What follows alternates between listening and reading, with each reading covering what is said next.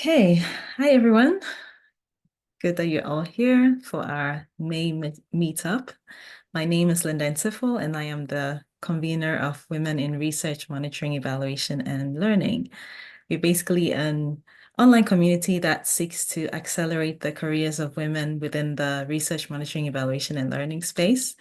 And we are so enthusiastic and focused on mentorship, creating impact, building networks, and convening people from all over the world to be a part of this great community that we are building.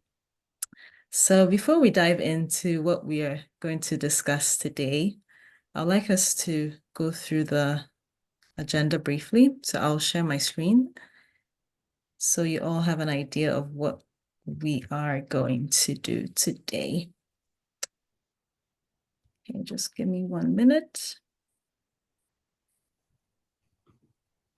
Okay, I hope you can all see my screen. All right. Okay, so this is basically going to be our agenda for today. So we'll do an icebreaker, and then I'll introduce our speaker for today. She'll take us through the presentation, and then we'll have a Q&A session, after which we'll have some announcements, and then we'll end the session. Okay, so let's dive into our first activity. So I would like us to share our thoughts or our views on this image or this cartoon that has been presented in front of us. Anything that comes to mind, there's no right or wrong answer. So feel free to share your view, share your opinion, anything that, catches your attention. Happy to hear your thoughts, or you can also type in the chat. Okay, let me check.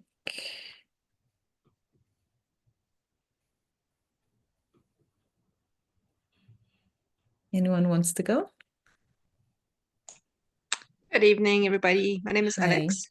I think looking at this image makes me think of the fact that I think people find M&E quite burdensome, and they tend to collect monitoring data for the sake of collecting it rather than really thinking about why they want to use it or that they should be using it. Great, excellent. Thank you so much, Alex. Any other thoughts, views?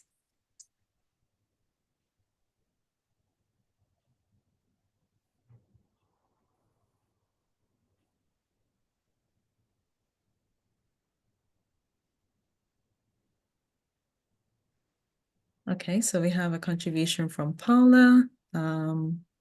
She said, yes, often we don't do a lot of learning from data.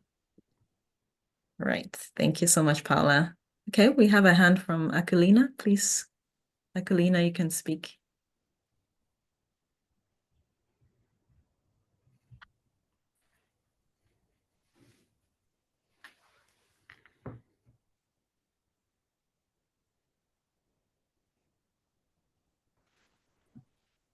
Hello, hello.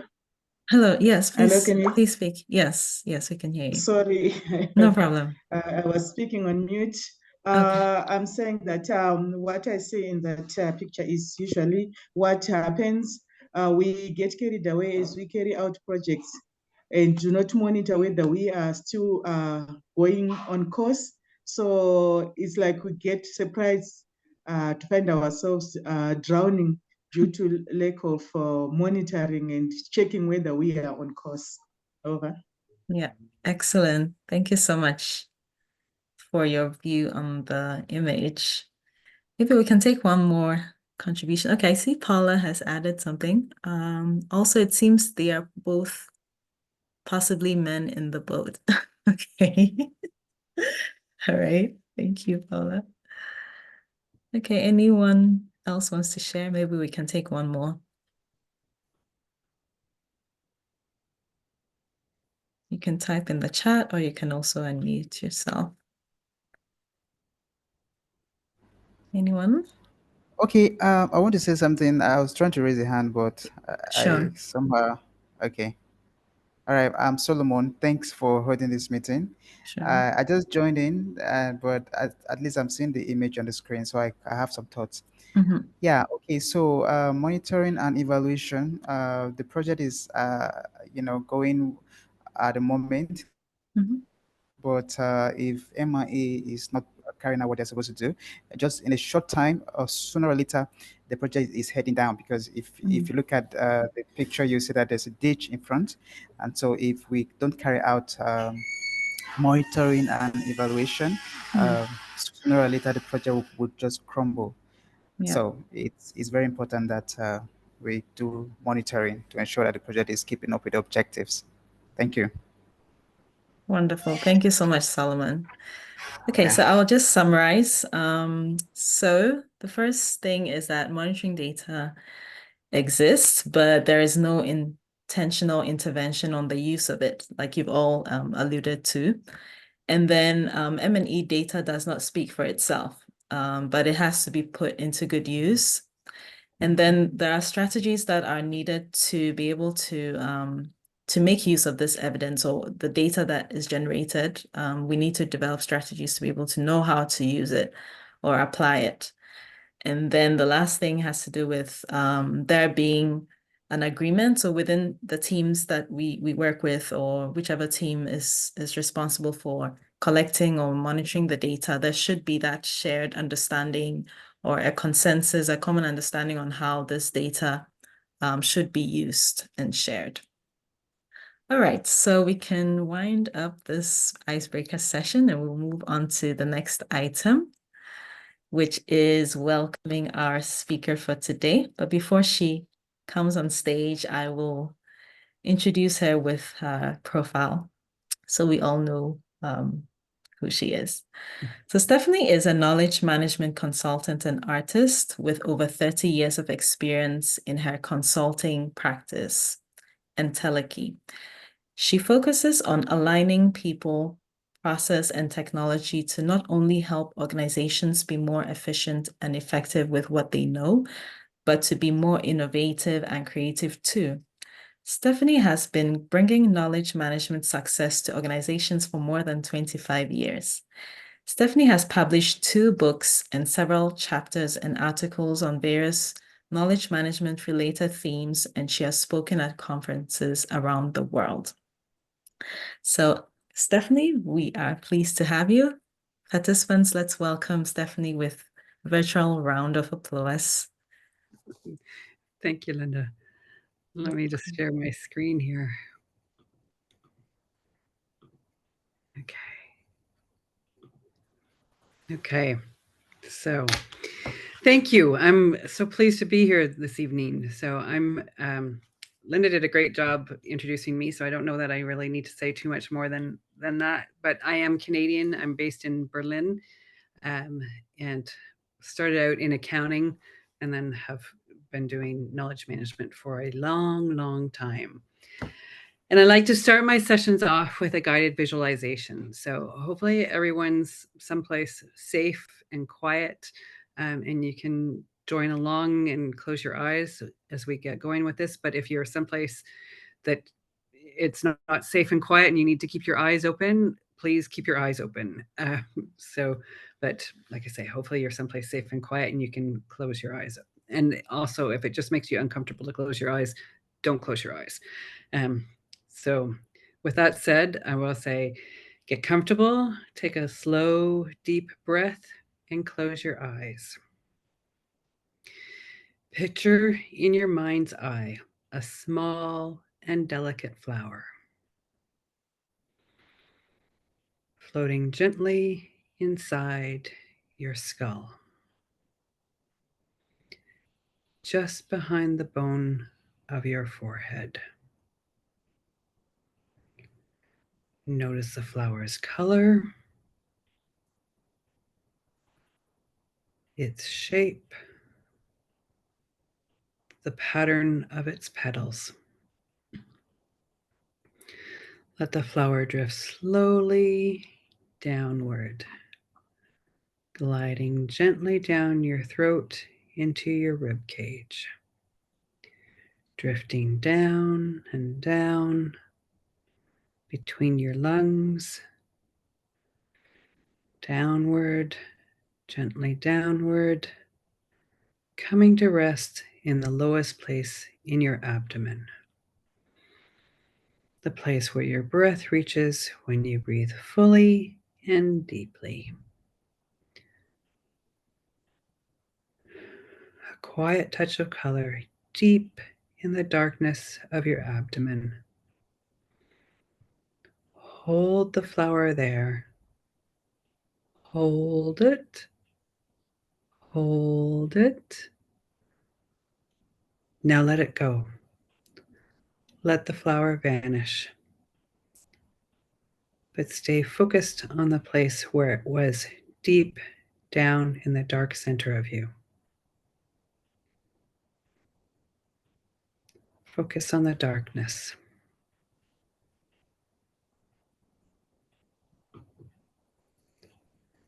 Now, when you're ready, and only when you're ready, open your eyes and come back into our virtual room.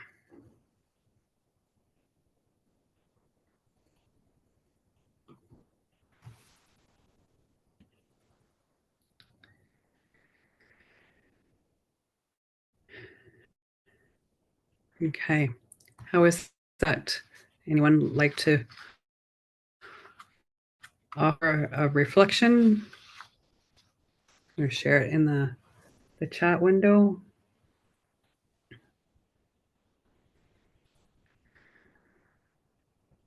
I like to start my sessions off, workshops or meetings or classes, with the guided visualization. This one or one of another one, just because we're jumping so much from meeting to meeting, from thing to thing, task to task.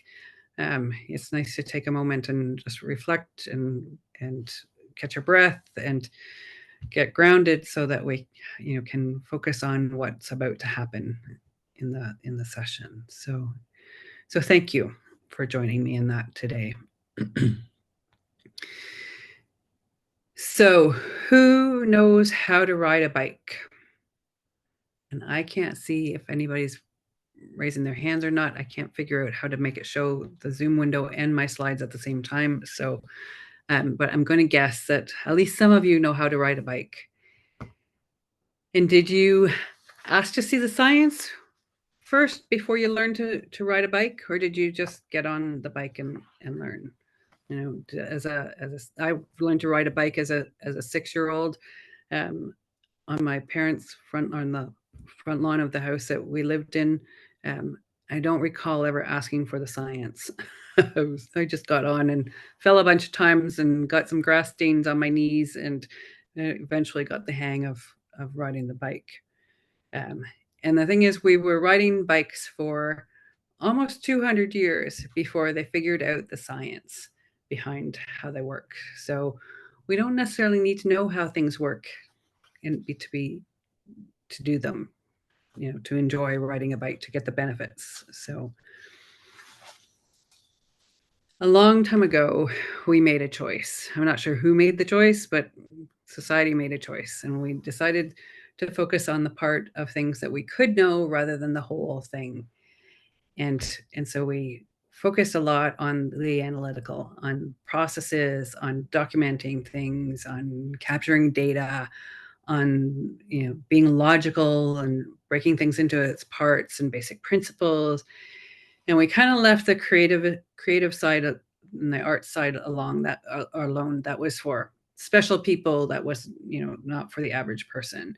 And so we focused on the analytical, unfortunately, and really left out a lot of things. Got left behind, and have focused excessively on that documented and the data.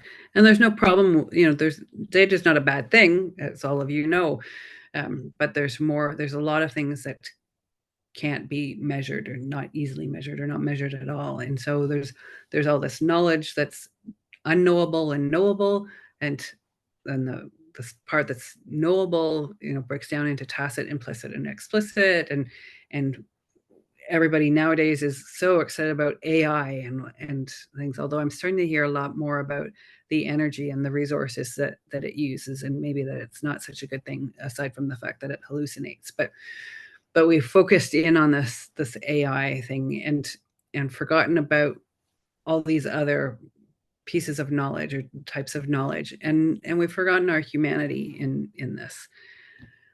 And so when I talk to people about knowledge management, I always start from the position of, my vision for knowledge management is to be sustainable and holistic.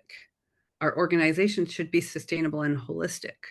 We should be, taking care of ourselves and each other, and looking at the bigger picture and recognizing the interconnectedness of things. Documenting and collecting data is great and necessary. The accountant in me loves, a good spreadsheet, but there's more than just a good spreadsheet. And so this is where I start talking about radical knowledge management, and radical because it's about going back to the roots of how we learn.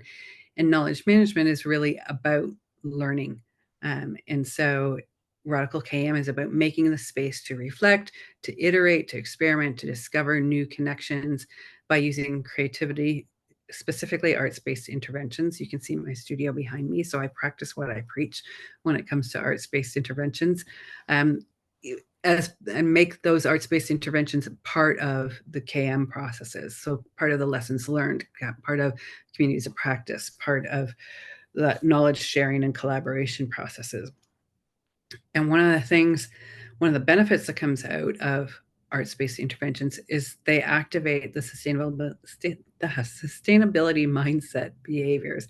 So really helping us recognize the interconnectedness of things. And just to give you a bit of a definition of arts-based interventions, they challenge individuals to think through visual, auditory, and dramatic means. So I use improv, I use storytelling. Those are my story cubes for storytelling games. We do drawing, we do painting, we do all kinds of things to help us get out of our comfort zones and to think differently. Certainly have a little bit of fun. I also keep a clown nose on my desk to remind us to have some fun and relax. We learn so much better when we're having a bit of fun and relaxed. And so the clown nose reminds everyone to not take things quite so seriously. Everything's going to be all right. So taking these arts-based interventions helps or activates parts of the brain to connect emotions, memory, reasoning all together. So it connects in with our neuroplasticity and cognitive flexibility. I'm not going to go, that's about the extent of the neuroscience in this. There is neuroscience that backs this up. I'm actually going to talk about a book that came out last year that goes into the neuroscience. That's wonderful, and it's an easy read if you're interested about the neuroscience of arts and arts-based interventions and all the wonderful things that they do. But that'll be in a minute or two. Creativity, though, is what differentiates us from AI. Let AI do what AI is going to do. It's never going to be creative. And people say, oh, but the art, the stuff that AI creates is not art, in my opinion. It's derivative and it's copying other things. And and it's not. AI is not conscious, and it's not. It's not. We don't. It's not I watched a video earlier this week of an interview of Roger Penrose. He's a PhD, he's Nobel Prize winner in physics, I think, from 2020 or 2022. And he said, consciousness is not a computation. And so AI is a computation. Let it crunch the numbers, hopefully leave the hallucinations behind, let it do what it does best, and let the humans do what we do best, which is that creativity, which is that objective thinking. So making conclusions or forming conclusions from information that's known. Humans are really good at ambiguity. Technology is not. AI is not. So And these are just some of my slide got out of order, seems. So these are just some of when I said sustainable leadership behaviors, these are what I'm referred to. That sustainable mindset, having a sense of purpose, enlightened self-interest, open-mindedness, transparency, courage, integrity, the systems thinking, seeing the bigger picture, the understanding the relationships and the interconnectedness of things. So tapping into our inner artist really activates these in a way that focusing on our spreadsheets does not. And so recognizing these interconnections is a good thing, helps us solve problems better, create better solutions, be more sustainable. So who can we learn from when we're trying to, tap into our creativity? Artists. And this model comes from a book that was written a couple of years ago now, originally published in German. So if anyone speaks German, the original is in German. I highly recommend reading that. It was translated into English, which I worked with them on. And it talks about what happens when you adopt artistic practices and artistic attitudes, that it deals with these VUCA up in the upper right-hand corner, and you end up with this creativity culture, being flexible and purposeful and having lots of variety. That's all I'm going to say about the model, but they went out and interviewed more than 100 different artists and organizations who have used arts-based interventions in their organizations and their activities. And so this was the model that was created based on those interviews and that information that was collected through that process. So there is neuroscience that backs all of this up. This is the book that I mentioned a moment ago, Your Brain on Art, How the Arts Transform Us. It came out last year. Written by Susan Megzaman and Ivy Ross. Susan's at Johns Hopkins in the US as a PhD researcher, and Ivy Ross is actually VP hardware, I believe, at Google. And so they both conducted and collected research on how the arts impact our brains. And it really is a panacea.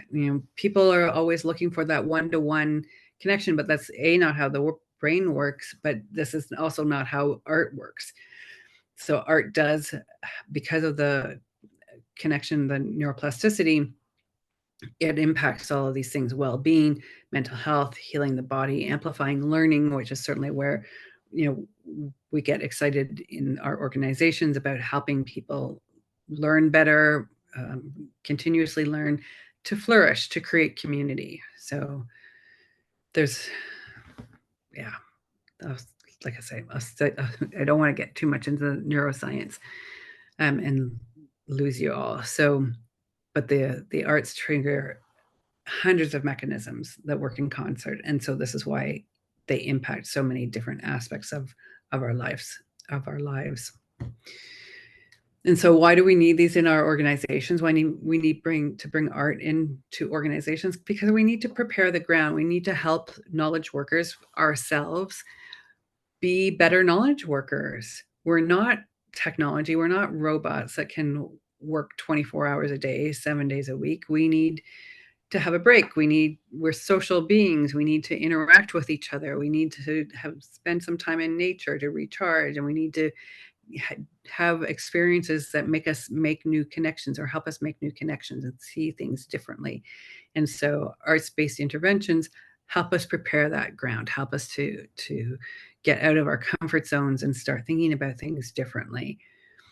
In the knowledge life cycle, it fits in most obviously at the front end where knowledge is being created, but also along the path as well in the middle where it's being refined. But basically anywhere there are people interacting is an opportunity, and you experience the less than 5 minutes for the guided visualization. It doesn't take a lot of time, or can take a minimum amount of time to do these things, and it's important to do it.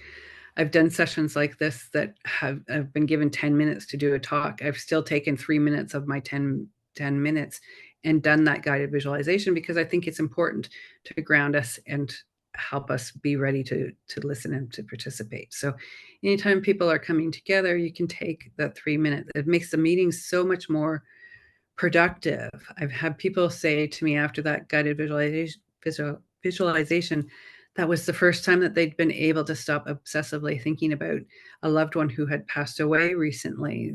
They just had these obsessive thoughts for every day, 24/7 since the person had passed away, and doing this 3-minute guided visualization gave her some peace for some moments, which really touched me when she shared that in the debrief. And so this is the power of this, and you don't know what people are going through. So this is, again, why to make a bit of space for this, for the reflection, to breathe, because we're not technology. And so how do we become more creative? By doing arts and crafts, certainly, the storytelling, this stuff, but other things like playing, exercising, making sure we get enough sleep, taking a moment to get up from your desk and get a glass of water, have a coffee, a cup of tea if you're me, and having new conversations with people, making space, singing, dancing, doing something new or different, something that gets you out and doing something that you've not done very often, and might spark a new thought or some space for reflection.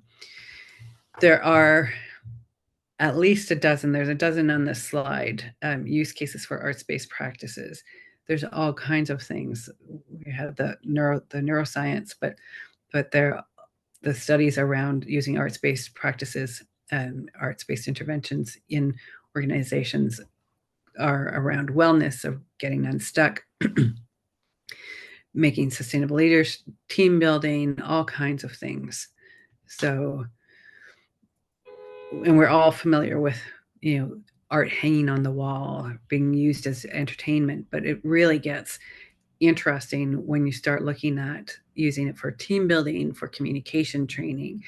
Improv is a wonderful tool to help people improve their communication. 25 years ago, when I was at Hewlett Packard, I did an improv course at Second City in Toronto to help me improve my public speaking. So I'm not a perfect public speaker, but I'm a lot better than I was, and I've done a lot of public speaking, and it was invaluable to help me be better thinking on my feet, and just being comfortable in front of an audience instead of vibrating across the stage. So there's all kinds of benefits from arts. And then it gets really, really interesting when we start looking at using it for transformation, both on a personal level and on leadership, culture. A lot of organizations I'm talking to and working with we're looking at changing the culture in the organization. There's been so much turnover through the pandemic and people working remotely. And so we're looking at ways to use arts-based interventions to build those relationships, to get people to know each other, to help them collaborate and work together better. So, and lots of people will tell me, oh, I work with a bunch of lawyers, I work with a bunch of accountants or engineers, I can't do this. And so I always say, sure you can. Start small. Again, back to the visualization, the scribble drawing that we're going to do in a moment. Start small. It's natural to be a little bit afraid. This is something new and different. And so it's okay to feel a bit afraid. And so the slide has some ideas about how to feel the fear and do it anyway. The biggest challenge to doing this work and bringing this work into the organization is the stories that we tell ourselves about why we can't. But so I've been doing this now for 12 years, since 2012 was the first time I did a workshop and used these ideas. I've never had anyone get mad and storm out. I've had some people certainly wonder what we were doing and why we were painting, But as soon as they experience it, they go, oh, I get it now. Because it just opens up this floodgates to ideas and thinking differently and having different conversations. And it's a real catalyst for so many things. And this is where, you know, we humans beat the AI, and helps us cope on a personal level, but also helps us be more creative and innovative in our organizations.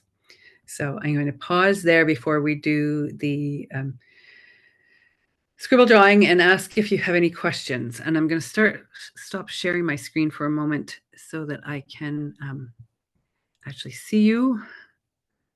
So let me go stop sharing for a moment so I can see everyone and say, any questions? Is there anything in the chat? No, nothing in the chat at the moment. Okay. So shall we, if there's no questions right now, that's okay. We can do the Okay. scribble drawing. Sure. So for the scribble drawing. Okay, yeah, I just want to. Okay, Sorry? I think that's a question. Yep, go ahead. Sorry. Okay. Thank you so much, Stephanie, for this introductory presentation. It's been very informative and educative. I just want to ask if at the end of this meeting, you'll be willing to share the slides because they're very, very lovely. And I think I would like to go over them again. Oh, sure. Yep. So, I'll send them to yeah. Linda and she can send them out to everyone. Yep. All right. Thank you very much. So, or you can contact me on LinkedIn and I'll send them to you. I'll flash my contact information up. You can get in touch with me directly, but I will share them with Linda. She can send them out. Okay. So. All right. Thank you very much. Okay. You're welcome. Okay. So for the scribble drawings, you need a piece of paper. Can be anything, just a scrap piece of paper. I have a pile of scrap paper that I keep handy on my desk for doing these, and a pen. Any pen will do. This is a fancy 4-color one that I like because it's 4 colors and I like colorful things, in case you hadn't guessed from my slides. But any pen, a regular old blue pen will do too. So nothing fancy. So although if you have something fancy, we can do that too. But yeah, so paper, pen. And you're going to hold the pen over your piece of paper and close your eyes. And I'm going to do it with you. Close your pen over the paper and close your eyes and make a scribble just for a second or two. Just so, and I'll hold mine up. Let's see if I can. No, you see my scribble? So, and now once you've done the scribble, rotate it around. See which way it feels right. It may or may not be the way that you drew it in the first place. So, and once you've got it, turn it around, rotate it around at least once in each direction, and settled on how you want it oriented.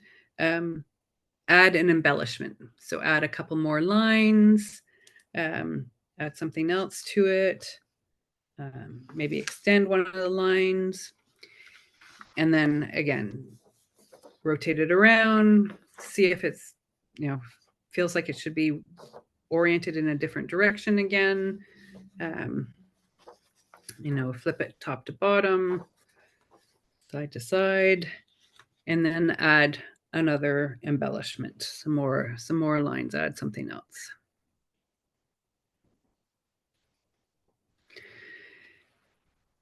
And then just keep doing that. Turn it around again, rotate it around. So this is a third time. And add another set of embellishments. And just take a moment, 30 seconds, and add a few more lines and some more embellishments. It may or may not look like something. It's fine either way. Sometimes mine turn into something, and sometimes it just is a mass of doodling geometric shapes and a bit of shading and things. So don't worry about it. Whatever it turns into is fine.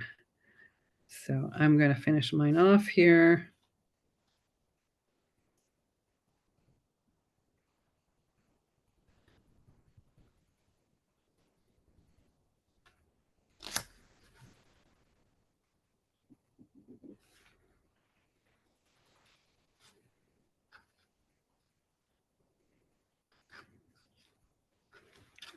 Okay.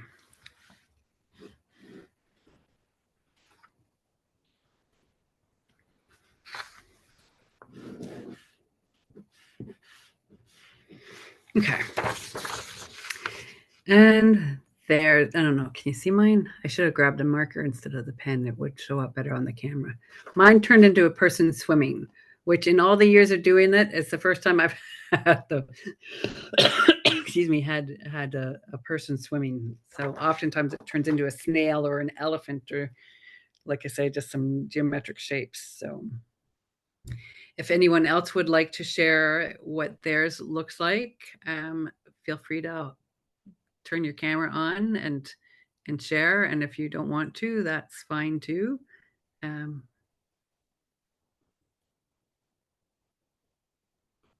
Okay, I can share. So I think mine kind of turned into a toad or a frog. I don't know if you can Nice. see. Yep. Oh, that looks good. Thank you. Yeah. What did everybody think of that? You know, it's just So, about the process. yeah, it's a good exercise, I think. Yeah, the drawings were the first thing that I did when I started bringing art into my workshops and the consulting that I do.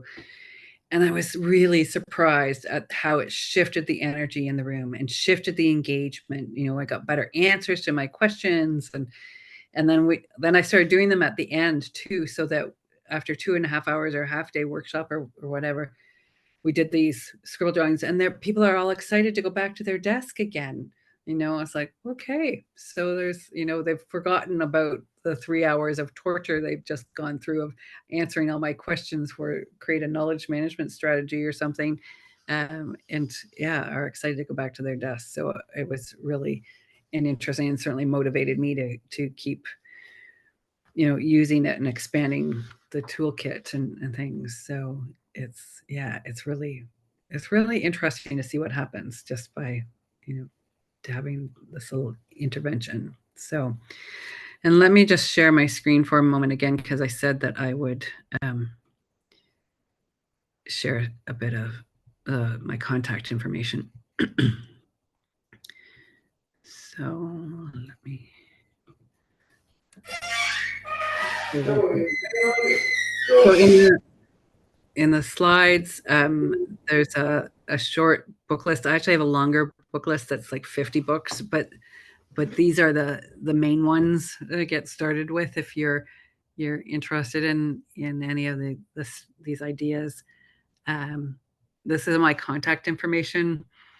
So my website, my phone number, and email address. I'm on LinkedIn. Feel free to reach out to me on LinkedIn if you would like to have a virtual coffee with me. There's a link on my LinkedIn profile, but this is my Calendly link. And if you're interested to learn more about Radical KM and the ideas that I talked about and how to bring it into your organizations to help the humans in this crazy AI addicted world that we're living in, I have a little white belt course, introductory course to the ideas and concepts. It's on Radical KM Institute, and it's a free course. There's no cost, so you can take it. It takes a couple of hours, I think, to go through. So, and that's it. Stop sharing again, and I'll come back and say any questions. Great. Thank you so much, Stephanie. So participants, the floor is open for questions. Please feel free to ask Stephanie directly, or you can also type in the chat if you're not able to unmute. Any questions from anyone or any comments? Maybe you can also share your experiences. So we're looking at ways to navigate as M&E professionals in an AI world. If you have questions specifically on what Stephanie has presented on or the work that she's doing in the area of knowledge management, how she's combining that with art, you can also ask her.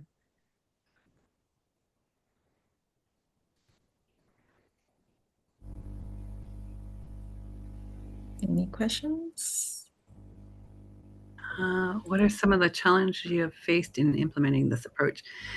That's the slide that I shared. The people that say, "Oh, I can't do this. This is." I work with a bunch of engineers or lawyers, and somebody that they perceive that's not going to, that thinks, who's very serious and that's going to think that this is silly and frivolous and a waste of time. And honestly, anybody that I've ever done these workshops and these classes and things with has really gotten a lot out of it, even if they were hesitant when they've shown up and seen the painting, the paint and the art supplies on the table. By the time we get through the workshop or the class, it's like, oh, I get it now. And the truth is, a lot of those accountants and engineers and lawyers all have some kind of hobby that they do at home that nobody knows about. They paint or they play an instrument or something else creative, or cooking and gardening, some other creative outlet. And so they're actually somehow relieved that they get to share this part of themselves in a work setting, because they do know that it has benefits. And so that it doing the arts-based interventions and these activities makes it okay to go, oh, I'm going to take a break and I'm going to paint now, or I'm going to scribble on a piece of paper for a couple of minutes, because I know it really shifts my energy and my focus when I'm feeling a little bit drained. So it's these stories that we have to be deadly serious all the time. This is why I keep my clown nose on my desk, is we don't need to be deadly serious all the time. I put the clown nose on in a webinar of 300 people about a year and a half ago, which is the biggest audience I've done the clown nose, put the clown nose on in front of, but it was, I thought before I did, I'm like, oh, 300 people, and they come from all different sectors. And am I really going to do the clown nose? Because this is kind of not serious. and then I put it on. I thought, no, this is me. This is my thing. The clown nose, and I did it. And then I had all these people in the chat going, "Oh, I love the clown nose. Oh, you're right. That's so much fun. I have one too." But so it just gives permission. And so it's always the stories that we tell ourselves that we have. Our organization, our work has to be serious, but our work will benefit from not being completely serious all the time. And like I said in the introduction, I have an undergrad in accounting and an MBA in IT. I know all about being serious, and I'm telling you, we need the arts, because we don't need to be so serious all the time. Sorry, I think I got carried away answering that question. Is there more questions? That's okay. I hope, Fuzia, your question has been addressed. Okay, we have a comment from Ivy. So Ivy said, "I love the innovation and I look forward for more." Okay. Excellent. Okay. I also shared the links that you are referring to, Stephanie, for people who want to connect with you or they want to see the great work you're doing. Great. Thank you. Yeah. Okay, we still have a lot of time for questions or comments, contributions from the audience. So please feel free to ask or engage Stephanie on anything that she's presented on. Okay, we have a hand from Solomon. Solomon, please, you can unmute and ask a question or make your contribution. Okay. Thank you very much once again. This session is very, very interesting, and like I said, it's also informative. I mean, this is the first time um, I'm hearing you speak on, creativity in MIE, and you bring in a lot of insights, because in this AI generation, a lot of emotions into, are we going to lose our jobs to AI, all sort of things. But you just brought up insights that, you just said something very profound. You said AI is not, doesn't have conscience, like it's not, conscience is not computational. You can't, so the creativity is what makes a difference here. So I really appreciate the session. It's very, very interesting. And I just want to ask if you would speak more on how to, stand out in your work environment, in this AI, you know, where a lot of things are being done with AI generation and all that. So if you can speak more in the areas of how you can stand out using creativity to do your monitoring and evaluation beyond knowledge management and all that, maybe insight. Thank you. I think telling stories with the data, storytelling is part of certainly of creativity, as part of the some of the games that I play. Sorry, excuse me. So I think tying this into monitoring and evaluation is the most obvious way is through storytelling, but also you can use some of I have a box of stuff over there that I use to create models and prototypes of things that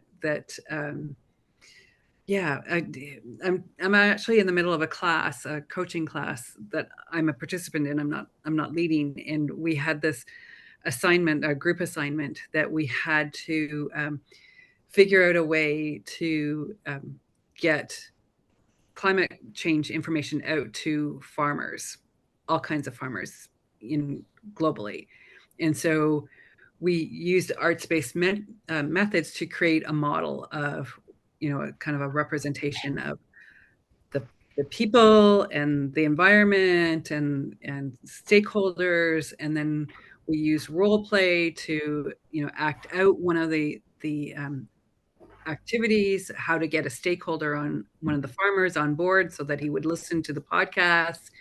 And then we did another activity about a poster that we would use.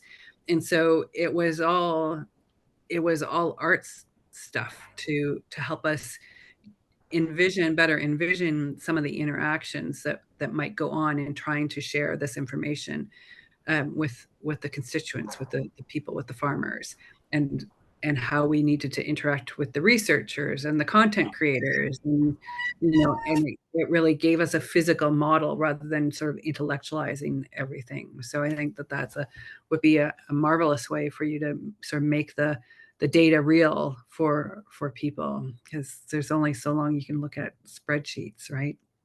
Is that helpful?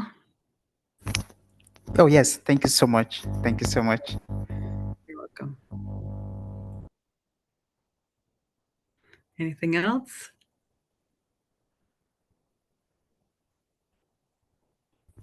Okay, well, is this session going to be happening again, or is it just a one-off thing, or are we going to be having more sessions, um, maybe in future, maybe Okay. in this Y- aspect? Yeah, thank you, Solomon, for your question. So the plan is to have these meetups monthly on different topics, but we will definitely do well to invite Stephanie again, maybe to talk about something different. But yeah, we plan to have these meetings regularly, yeah, to discuss anything that is relevant to us as M&E professionals. Yeah. And there'll be a feedback form that I'll share shortly where you can also suggest topics that you would want us to have as part of our meetups. So thank you. I see Ivy has a hand up. Ivy, you can unmute yourself, please. All right, thank you so much. He just spoke one of my concern, having to know when we'll be having the next session. And secondly, it's a kind of an inspiration, reporting data with shapes, bringing into such kind of innovation. So I am really dying, to explore more. So I wouldn't love to miss any opportunity, and I look forward for more. I'll keep it intact. Thanks. Sure. Thanks, Ivy. Okay. Do we still have any more comments or questions coming in? Okay, I see Blessings has a question in the chat. So she said, thank you for the informative presentation, Stephanie. My question is, what advice would you give to M&E teams who are looking to upskill and reskill their staff to work effectively with AI technologies? Really think about what I mean, we have all the fuss is about the large language models, but really think about what the right AI technology is for you. Is it there are AI technologies that are better at analyzing data. They're not as sexy as large language models, but the large language models lie. And there's all kinds of issues around them. It's interesting. I'm part of a group that includes some law firms and KM people from from law firms. And the law firms have been looking into it, but they're like, yeah, this is not something that's terribly useful for us, because it lies, because we need to be able to go back to the case law and know where stuff came from. And the large language models are really just sort of analyzing and saying, you ask it a question and it comes back and says, oh, well, statistically, this is the answer. These words appear together. So you get these these word salads. So I think helping people be better critical thinkers, helping them be more creative, helping them with the soft skills around learning and continuous learning and being curious, so that they can make the best use out of the AI technologies, pick the right one that's useful for their use case, rather than just going, oh, well, everybody's using LLMs, so I'm going to do that too. There's some real issues around LLMs and privacy and copyright, not to mention the resources, the electricity, that is necessary to run these. So be smart about it. And so how are you going to be smart about it? You're going to ask the right questions. You're going to be creative. You're going to look at the bigger picture and make sure you're picking the right things rather than just following the hype. Because I think there's a man behind the curtain. I think about the Wizard of Oz and the man behind the curtain.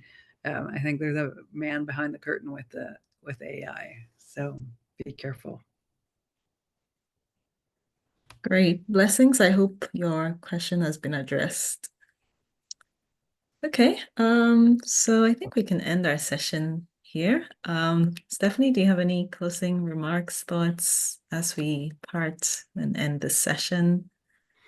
Just thank you for your active participation in your questions, and yeah, feel free to reach out and get in touch if you want to. If after you're thinking about it, you will have some questions, or I'll share the slides with Linda and just share them out. And yeah, thank you for coming. Sure. It's been great having you. Thank you so much, Stephanie. Participants, let's show some love. Let's appreciate our speaker for today. Hopefully we'll invite you again. Oh, yeah, I would be happy to do another session. Sure. Yeah. And there are thoughts from the participants as well, acknowledging your time with us as well. Thank you. Yeah. Okay. So I've shared the feedback form. So please, participants, spend some time to provide feedback on how today's session went, and if there are any topics of interest that you want us to cover during our monthly sessions, please feel free to drop in your thoughts in the form. And I'm going to share the link to our YouTube channel. So if you'd want to catch up on what we've done in the past, or if you just want to see what we've been up to with our meetups, you're welcome to subscribe and watch the content there. The recording from today will be uploaded on our YouTube channel, so you don't miss out. And you can always recap if you missed anything. And then we are also active on social media. So I'll share our social media handles. So we are on X here, and then we are also on LinkedIn as well. So please do well to follow and invite other people you know within the RML sector or any area of interest who would benefit from our meetups as well. So we talk broadly, we try to talk broadly about things within the RML space, but occasionally we would also be looking at things that we can do to build ourselves up in our soft skills as well. So please do well to stay tuned with our upcoming meetups. All right, so thank you all for being a part of our meetup today. Thank you so much. It's been lovely having you all on the call, in the meeting. Thank you for making time. And thank you, Stephanie, once again for joining us today. And yeah, happy end to the week for everyone as well. Bye. Bye.